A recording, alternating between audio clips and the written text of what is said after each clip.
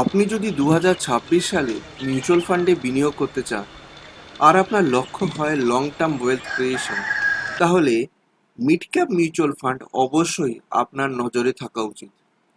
কিন্তু প্রশ্ন হলো, এতগুলো মিড ক্যাপ ফান্ডের মধ্যে কোনটা সবচেয়ে ভালো? নিপ্পন, এইচডিএফসি, আইসিআইসিআই প্রুডেন্সিয়াল, এডেলওয়েস নাকি ইনভেস্টকো?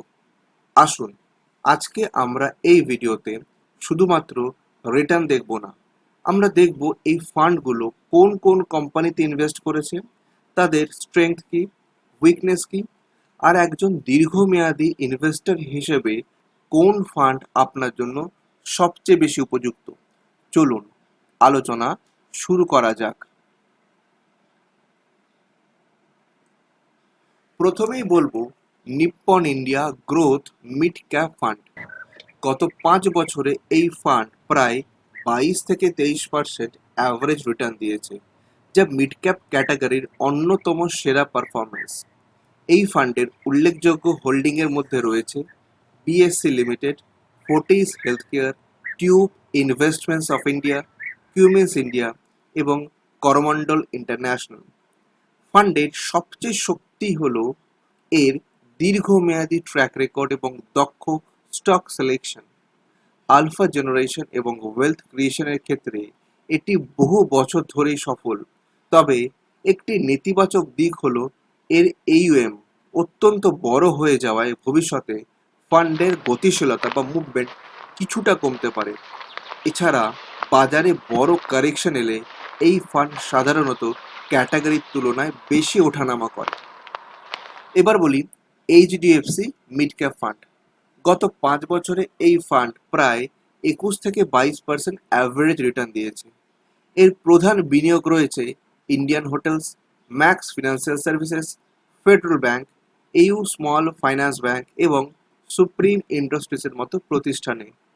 এই ফান্ডের সবচেয়ে বড় সুবিধা হলো এর পোর্টফোলিও তুলনামূলকভাবে ডাইভার্সিফাইড এবং ব্যালেন্সড, তার সঙ্গে ডাউনসাইড প্রোটেকশনও ভালো। রিস্ক অ্যাডজাস্টেড রিটার্ন যথেষ্ট শক্তিশালী। তবে বর্তমানে ফান্ডের AUM অত্যন্ত বড় হয়ে যাওয়ায় অনেক বিশ্লেষক মনে করছেন ভবিষ্যতে আলফা তৈরির ক্ষেত্রে কিছুটা সমস্যা হলেও হতে পারে। রেডিট এর অনেক বিনিয়োগকারীরও এই বিষয়টি নিয়ে আলোচনা করছেন। এবার আসি ICICI Prudential mid cap fund. গত 5 বছরে এই ফান্ডের অ্যাভারেজ রিটার্ন 21 থেকে 22%। সাম্প্রতিক 3 বছরের পারফরমেন্স মিড ক্যাপ ক্যাটাগরির মধ্যে অন্যতম সেরা। এই ফান্ডের বড় হোল্ডিংয়ের মধ্যে রয়েছে Persistent System, Coforge, Polycab India, Cummins India এবং চোলামণ্ডলম ফাইন্যান্সিয়াল হোল্ডিং। প্রযুক্তি, ম্যানুফ্যাকচারিং ও ফিনান্সিয়াল সেক্টরে জোরালো উপস্থিতি এর অন্যতম শক্তি।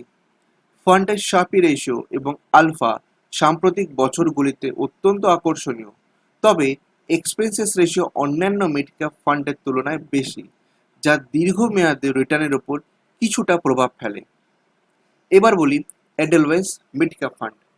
গত 5 বছরে এই ফান্ড প্রায় 22%-এর কাছাকাছি বার্ষিক রিটার্ন দিয়েছে। এর প্রধান বিনিয়োগ রয়েছে Bharat forge, APL Apollo tubes, KPIT technologies, supreme industries এবং ফোর্টিস হেলথকেয়ারে। এই ফান্ডের অন্যতম বড় শক্তি হল কম এক্সপেন্সেস রেশিও এবং ধারাবাহিক পারফরমেন্স। রিস্ক অ্যাডজাস্টেড রিটার্ন এর ভিত্তিতে এটি অনেক সময় বড় ফান্ডগুলিকেও পেছনে ফেলে দেয়। তবে AUM তুলনামূলক ছোট হওয়ায় বাজারে বড় ইনফ্লো এলে পোর্টফোলিও স্ট্র্যাটেজি পরিবর্তনের প্রয়োজন হতে পারে। তবু মিড ক্যাপ ক্যাটাগরির ডার্ক হর্স হিসেবে অনেক বিশেষজ্ঞ এই ফান্ডকে বিবেচনা করেন। এবার বলি ইনভেস্টকো ইন্ডিয়া মিড ক্যাপ ফান্ড।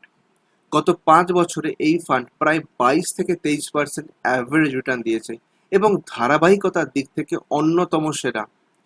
এর উল্লেখযোগ্য বিনিয়োগ রয়েছে Cummins India, BSE Limited, Persistent System, Federal Bank এবং করমন্ডল ইন্টারন্যাশনালে।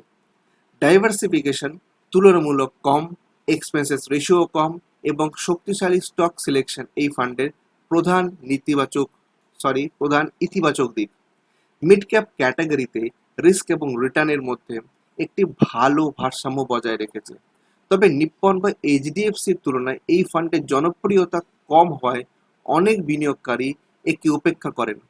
বাস্তবে পারফরম্যান্সের বিচারে এটি 2026 সালের অন্যতম শক্তিশালী মিড ক্যাপ ফান্ড। তবে এই 5টা মিড ক্যাপ ফান্ড ছাড়াও যদি আপনি আমার থেকে একটি মিড ক্যাপ ফান্ডের পার্সোনাল সাজেশন চান, তাহলে আমি যে মিউচুয়াল ফান্ড হাউসের নাম বলবো সেটি হলো হিলিয়স।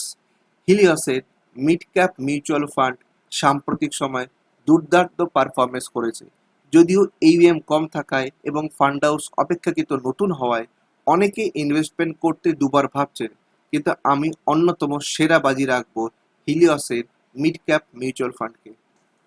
যদি একজন বিনিয়োগকারী আমাকে জিজ্ঞেস করেন 2026 সালে একটি মাত্র মিড ক্যাপ ফান্ড বেছে নিতে, তাহলে আক্রমণাত্মক বিনিয়োগকারীর জন্য আমি বলবো Nippon India growth mid cap fund, এবং তুলনামূলকভাবে যারা ভারসাম্যপূর্ণ বিনিয়োগ চান তাদের বলবো এইচডিএফসি মিড ক্যাপ ফান্ড আমার প্রথম পছন্দ। তবে যারা নতুন ধরনের কিছু মিউচুয়াল ফান্ড বিশেষ করে মিড ক্যাপ ক্যাটাগরিতে খুঁজছেন, তাদের জন্য 3টে ফান্ড নামে সাজেস্ট করব: এডেলওয়েস, ইনভেস্কো এবং অবশ্যই হিলিয়স। এদের কোনোভাবেই অবহেলা করা উচিত নয়, কারণ রিস্ক অ্যাডজাস্টেড রিটার্নের বিচারে এরা অনেক সময় বড় বড় ফান্ডগুলিকে হার মানায়। কেমন লাগলো আজকের এই ভিডিও কমেন্ট করে অবশ্যই বলবেন। আর আপনি প্রথমবার আমার চ্যানেলে এলে অবশ্যই চ্যানেলটা সাবস্ক্রাইব করবেন। নমস্কার, ধন্যবাদ।